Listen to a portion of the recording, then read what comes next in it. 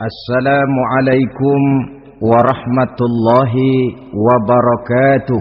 Waalaikumsalam warahmatullahi wabarakatuh. Bismillahirrahmanirrahim. Alhamdulillahi rabbil alamin. Wassalatu wassalamu ala ashrafil anbiya'i wal mursalin, Sayyidina wa maulana Muhammadin wa ala alihi wa sahbihi ajma'in, amma ba'du. Saudara-saudara hadirin, ma'asyiral muslimin rahimakumullah. Salah satu dari rukun iman yang 6 mengajarkan kepada kita untuk beriman dengan adanya hari akhirat. Hari yang dimulai dengan kehancuran alam ini, yang dalam istilah kerennya disebut the last day of the world, di mana air laut tumpah ke darat, planet-planet bertabrakan, gunung meletus, bumi gempa, lalu semua yang bernama hidup mati. Terjadilah kebangkitan setelah mati itu dalam kehidupan yang disebut kehidupan akhirat. Pada kehidupan akhirat itu Allah jelaskan dalam surah Abasa ayat 34, Yauma yafirrul mar'u min akhihi wa ummihi wa abihi wa sahibatihi wa banihi likulli imri'in minhum yawma idzin sya'nun yughnih. Hari di mana setiap orang akan lari dari saudaranya, dari ibunya dan bapaknya, dari istrinya dan anak-anaknya. Setiap orang pada hari itu disibukkan oleh persoalannya sendiri-sendiri. Sehingga sangat boleh jadi hari itu orang tua tidak lagi sempat memikirkan anaknya. Seorang suami tidak lagi sempat memikirkan istrinya. Seorang teman pun tidak akan sempat memikirkan teman. Tiap orang sibuk dengan persoalannya sendiri-sendiri untuk mempertanggungjawabkan kegiatan hidupnya ketika di dunia ini. Dalam keadaan semacam itu, di mana orang disibukkan dengan persoalannya masing-masing, ada 7 golongan manusia yang mereka tenang-tenang saja. Orang lain bingung, mereka kalem. Orang lain kepanasan, mereka mendapat keteduhan. Siapa mereka? Inilah yang akan kita jadikan pembicaraan pada pertemuan kita kali ini. Bersumber dari sebuah hadis di mana bersabda Rasulullah sallallahu alaihi wasallam, Sab'atun yuzilluhumullahu yawma la zilla illa zilluh. Ada 7 golongan manusia, kata beliau, yang di akhirat nanti akan langsung mendapat perlindungan dari Allah. Padahal hari itu tidak ada lagi perlindungan selain perlindungan Allah. Sehingga lantaran Allah langsung yang melindungi mereka, maka mereka tidak merasakan lagi kepanasan akhirat. Mereka tidak lagi merasakan kebingungan. Mereka tidak lagi disibukkan oleh persoalan, lantaran mereka langsung dilindungi oleh Allah subhanahu wa ta'ala. Siapa gerangan yang 7 orang ini? Marilah kita lihat satu persatu dengan harapan mudah-mudahan kita termasuk salah satu di dalamnya. Amin ya rabbal alamin. Manusia pertama yang langsung mendapat perlindungan dari Allah, kata Nabi, imamun adil. Pemimpin yang adil. Siapa sih pemimpin itu? Dan apa artinya adil? Saudara hadirin, Secara umum yang dinamakan adil ialah at-tawassut bainal amraini. Orang yang pandai mengambil sikap jalan tengah dari dua persoalan yang dihadapinya. Biasanya tidak berat ke kiri, juga tidak berat ke kanan. Itu yang disebut adil. Orang yang tidak hanya sekedar bisa menuntut kewajiban dari seseorang, tapi juga bisa memberikan hak kepada orang itu juga disebut adil. Lalu pemimpin itu siapa? Setiap kita adalah pemimpin. Yang besar kecilnya kepemimpinan kita bergantung kepada apa yang kita pimpin. Dan sudah barang tentu bahwa setiap pemimpin akan dimintakan pertanggunggan jawab dari apa yang dipimpinnya. Seorang pemimpin yang adil, dia menaungi orang-orang yang dipimpinnya dalam kehidupan di dunia ini. Pantas kalau di akhirat nanti Allah langsung menaungi mereka. Oleh karena itu, pemimpin merupakan suatu amanah. Jabatan di samping dia merupakan amanah juga merupakan nikmat. Dan nikmat itu akan bergantung kepada pandai atau tidak kita mensyukurinya. Beberapa contoh dalam sejarah bisa kita lihat. Seorang bernama Umar bin Abdul Aziz. Pada saat beliau secara aklamasi dipilih menjadi pemimpin, menjadi presiden, ucapan yang pertama keluar dari mulutnya, Inna lillahi wa inna ilaihi raji'un. Coba bayangkan ini. Dipilih jadi pemimpin, diangkat jadi presiden, bukan alhamdulillah, malah inna lillahi wa inna ilaihi raji'un. Kenapa? Dia anggap jabatan itu adalah amanah. Menyia-nyiakan amanah berarti khianat, dan khianat ini adalah dosa besar. Pantaslah kalau Allah Subhanahu wa taala memperingatkan, nikmat bisa saja berubah menjadi azab kalau kita tidak pandai mensyukurinya. La in syakartum la azidannakum wa la in kafartum inna azabi lasyadid. Kalau kamu pandai bersyukur, aku tambah nikmatku. Tapi kalau kamu tidak pandai bersyukur, kamu ingkar, kamu lupakan nikmat Allah, awas, azabku amat pedih, kata Allah. Jadi berdasarkan logika dari ayat ini bisa kita katakan orang kaya. Ada orang kaya nggak di sini? Ada orang kaya nggak? Yang kaya tolong dengerin. Orang kaya itu bisa masuk surga karena hartanya. Pun orang kaya banyak yang masuk neraka juga gara-gara hartanya. Tergantung syukur apa tidak syukur. Orang alim, ada yang alim di sini? Ada. Tolong dengerin orang alim, yang ustadz, yang kiai. Orang alim bisa saja masuk surga karena ilmunya, dan orang alim pun bisa masuk neraka karena ilmunya. Pejabat, ada pejabat? Banyak. Pejabat itu bisa masuk surga karena jabatannya. Pun pejabat itu bisa masuk neraka karena jabatannya, bergantung syukur apa tidak. Kalau ada orang kaya, hartanya didapat dari jalan yang halal, berusaha menurut yang disyariatkan oleh Allah, lalu hartanya itu tidak cuma untuk ditumpuk 7 turunan, namun juga berfungsi sosial. Dia bantu pembangunan masjid, dia makmurkan majelis taklim, dia santuni yatim piatu. Orang kaya macam itu dengan hartanya, insya Allah bisa sampai ke surga. Tapi kalau ada orang kaya, hartanya didapat dari segala macam cara, asal harta tercapai segala cara halal. Perlu jilat atas, perlu injak bawah, perlu sikut kiri kanan. Setelah dapat harta lalu pelitnya 17 setan. Tidak mau zakat, infak, apatah lagi sodako.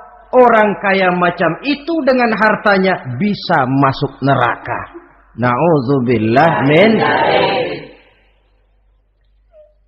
Ada orang alim, dengan ilmunya dia bimbing umat. Dia katakan yang halal itu halal, yang haram itu haram. Dia katakan yang hak itu adalah hak, yang batil adalah batil. Dia tidak peduli apapun resikonya. Orang alim semacam itu dengan ilmunya bisa sampai ke surga. Tapi kalau ada orang alim, dengan ilmunya dia malah membodoh-bodohi orang yang memang sudah bodoh. Yang halal dibilang haram, yang haram dibikin remeng-remeng. Menjadi penjilat kesana kemari. Orang alim semacam itu bisa masuk neraka karena ilmunya. Begitu juga pejabat, pemimpin. Kalau dengan jabatannya sebagai pemimpin dia berlaku adil, menaungi rakyatnya. Orang besar salah dihukum, orang kecil salah juga dihukum. Tidak hanya pandai menuntut kewajiban, tapi juga pandai memberikan hak. Pemimpin yang adil semacam ini mensyukuri nikmatnya jabatannya, dia bisa sampai ke surga karena jabatannya. Tapi kalau dengan jabatannya dia berlaku sewenang-wenang, yang besar salah didiamkan, yang kecil salah segera ditegakkan hukum, hanya pandai menuntut kewajiban dari rakyatnya tapi tidak pandai memberikan hak, maka pemimpin semacam ini lantaran tidak pandai mensyukuri nikmat, bisa saja nikmat itu berubah menjadi azab. Oleh karena itu saudara-saudara, pemimpin menaungi rakyat, pantas kalau di akhirat nanti Allah langsung menaungi beliau. Siapa pemimpin? Tiap kita. Bapak pemimpin di rumah tangganya, ibu pemimpin bagi anak-anaknya, Pak Lurah memimpin di kelurahannya, Pak Camat memimpin di kecamatannya, pemuda pemimpin bagi dirinya sendiri, akan dimintakan pertanggungjawaban jawab.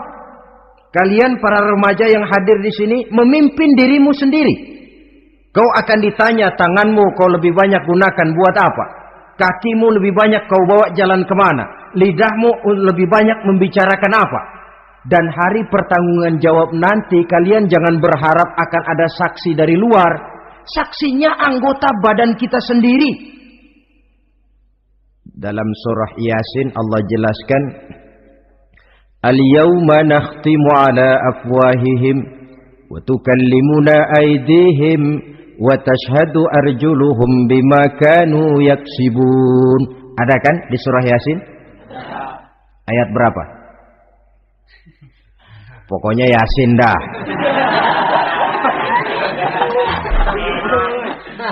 Daripada repot-repot, pokoknya Yasin gitu aja biar urusan lancar. Al-yawma nakhtimu ala afwahihim. Pada hari itu kami kunci mulut mereka. Jadi tidak pandai lagi mulut ini bicara. Wa tukallimuna aydihim, tangan-tangan mereka yang akan bicara kepada kami. Wa tashhadu arjuluhum, kaki mereka akan memberikan kesaksian bima kanu yaksibun, terhadap apa saja yang telah pernah mereka lakukan dalam kehidupan di dunia ini. Hari pertanggungjawaban jawab. Oleh karena itu kalau kita memimpin diri sendiri, berlakulah adil kepada diri sendiri. Nah, lalu masalahnya memang kita mesti adil kepada siapa saja sih? Ada 3 hal pokok yang kita harus berlaku adil. Pertama, adil kepada Allah. Yang kedua, adil kepada sesama makhluk. Dan yang ketiga, adil kepada diri sendiri. Adil kepada Allah artinya apa? Mendahulukan hak Allah daripada kepentingan pribadi. Kalau sudah datang waktu sholat asar misalnya, walaupun sedang enaknya latihan voli, berhentilah dulu sebentar. Sholat kita adil kepada Allah. Adil kenapa? Dalam contohnya dengan sholat misalnya. Sholat itu kan sehari semalam 5 waktu yang wajib. Betul apa betul? Betul. 5 waktu. Lah sholat itu, kalau sholat bagus, taruhlah 7 menit. Kalau sholatnya itu kilat, 4 menit. Ada lagi yang kilat khusus, nggak pakai perangko, 2 menit barangkali selesai. Taruhlah 5 menit kita ambil yang bagus. Kalau 5 waktu kali 5 menit kan cuma 25 menit. Sementara Allah memberikan kita hidup ini 24 jam sehari semalam. Cuma 25 menit diminta untuk ibadah kepadanya. Tidak sanggupkah kita berlaku adil? 25 menit ini untuk menghadapmu ya Allah. Sementara engkau telah memberikan restannya 23 jam 35 menit untuk hidup. Dalam sehari semalam. Mendahulukan hak Allah daripada kepentingan pribadi. Adil kepada Allah. Adil yang kedua, adil kepada sesama makhluk. Adil kepada manusia. Adil kepada binatang. Adil kepada alam. Yang kalau prinsip keadilan itu kita langgar akan membawa efek bagi diri kita juga. Manusia sekarang kan tidak adil kepada alam. Misalnya apa? Hutan ditebangi secara liar. Gunung-gunung menjadi gundul. Akibatnya ketika turun hujan terjadi erosi. Banjir melanda kemana-mana. Tanah longsor terjadi. Akibatnya terkena manusia juga kalau mereka sudah tidak menjaga keseimbangan alam ini. Adil kepada orang lain, apakah itu namanya tetangga, teman, keluarga. Dan yang ketiga, adil kepada diri sendiri. Bagaimana pengertiannya? Mata ini punya hak untuk tidur. Begadang terus tiap malam, tidak adil kepada mata. Nah, ini yang ketawanya paling kencang pasti tukang begadang ini.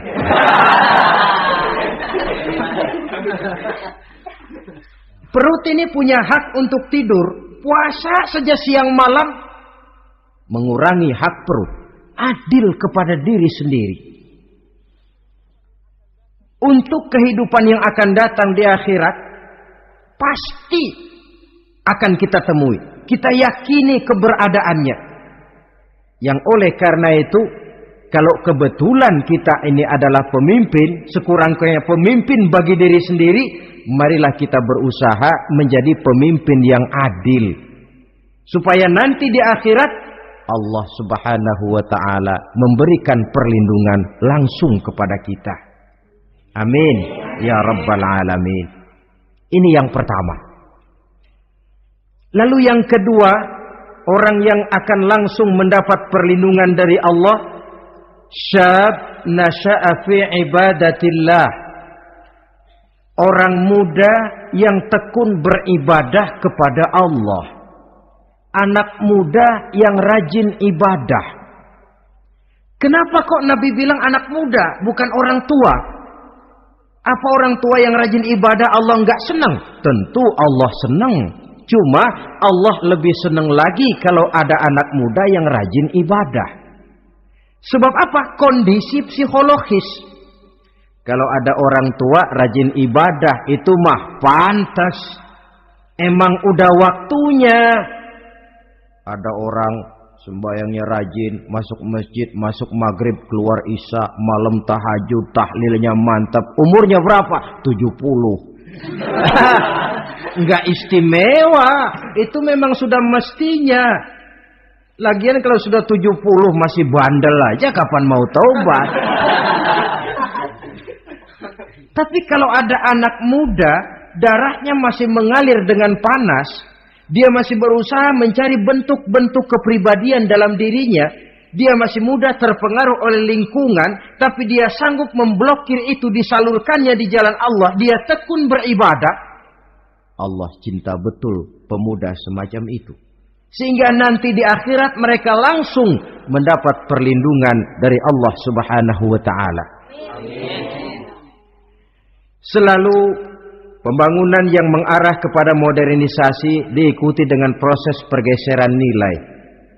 Dalam kondisi semacam ini, kehidupan remaja pemuda yang masih mencari identitas dan pembentukan kepribadiannya mudah terpengaruh oleh hal-hal yang ada di sekelilingnya. Sehingga sangat boleh jadi apa yang dianggap orang dulu tabu, lalu dianggap biasa. Yang aneh-aneh malah dijadikan model. Yang dilarang malah nekat diterjang. Di mana norma dan kaedah-kaedah moral tidak lagi mendapat perhatian yang wajar. Dalam kondisi semacam ini terjadilah proses peluncuran moral.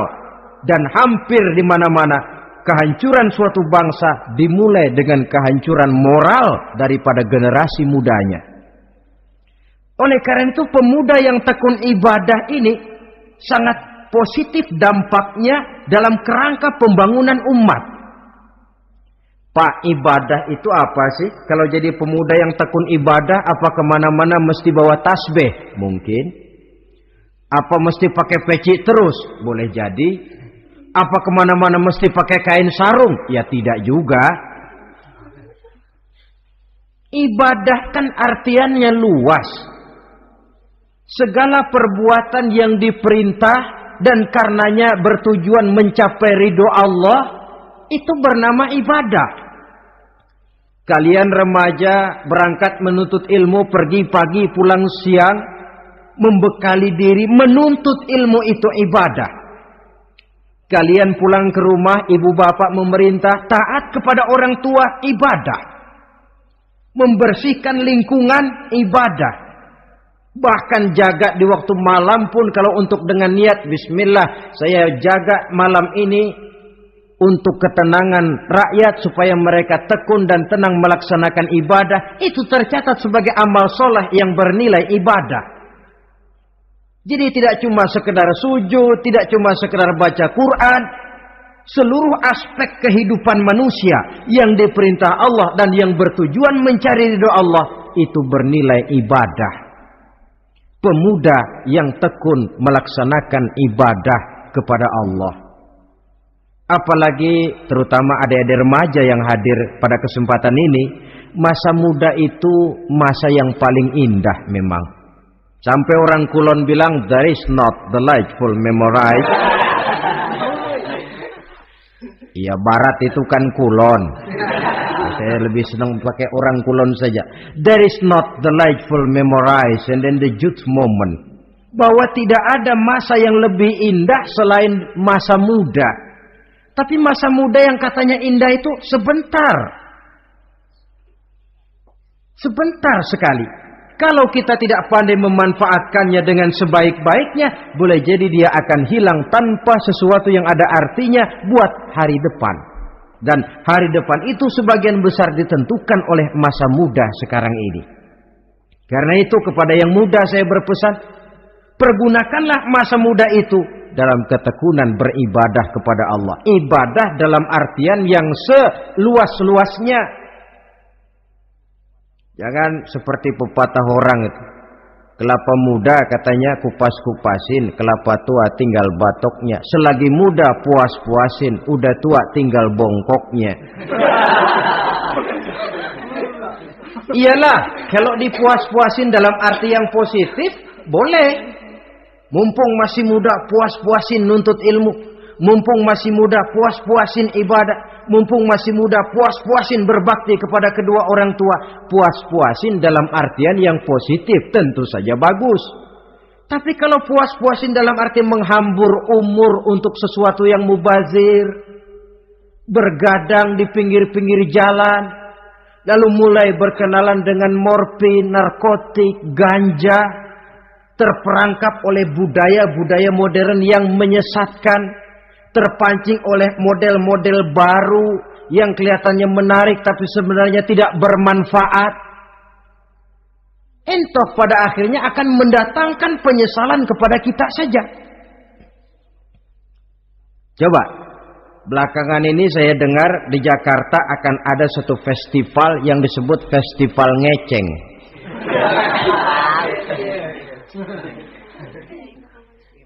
Ngeceng ini kalau bahasa gampangnya nampang.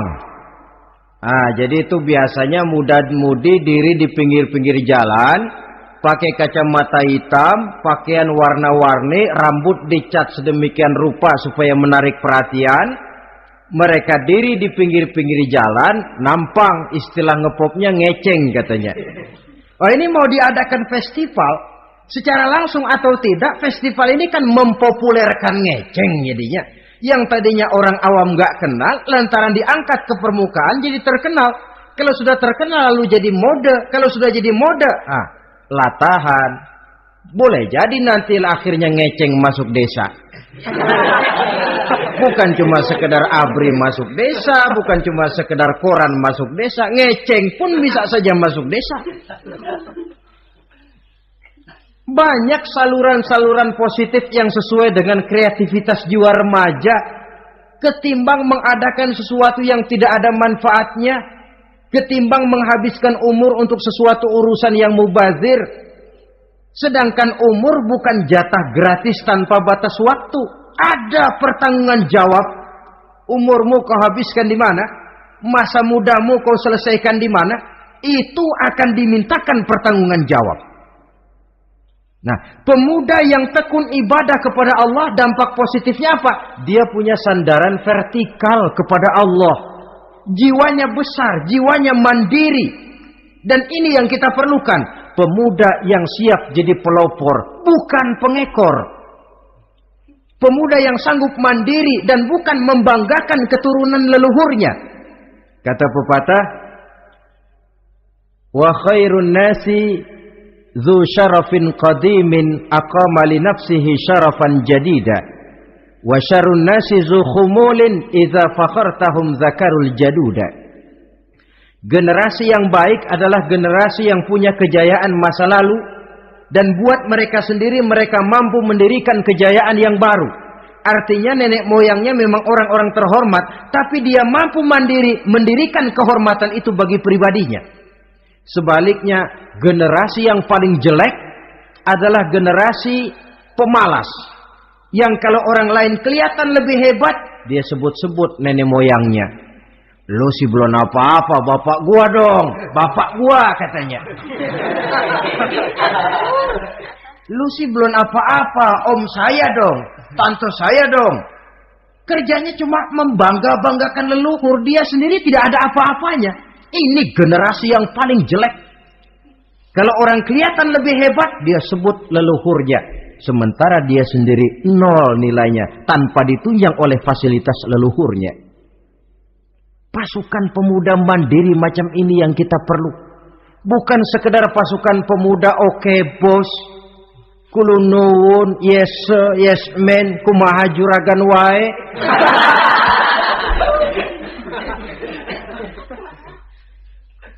Dan terus terang kita miskin dengan pemuda yang mandiri, yang punya kepribadian, yang berani berkata ya terhadap yang benar dan berani berkata tidak terhadap yang tidak benar. Dari mana ini didapat? Sandaran vertikal dalam bentuk ibadah kepada Allah akan memantapkan jiwa, membersihkan hati sehingga dia akan berfungsi seperti radar. Sandaran vertikalnya cuma kepada Allah. Inilah dampak positifnya. Karena itu tentu saja kita berharap sekurang-kurangnya pemuda-pemudi yang hadir pada kesempatan ini menjadilah pemuda-pemudi yang tekun beribadah kepada Allah. Amin. Amin. Terima kasih banyak atas segala perhatian. Mohon maaf atas segala kekurangan. Usikum wa nafsi bitaqwallah. Wassalamualaikum warahmatullahi wabarakatuh. Waalaikumsalam.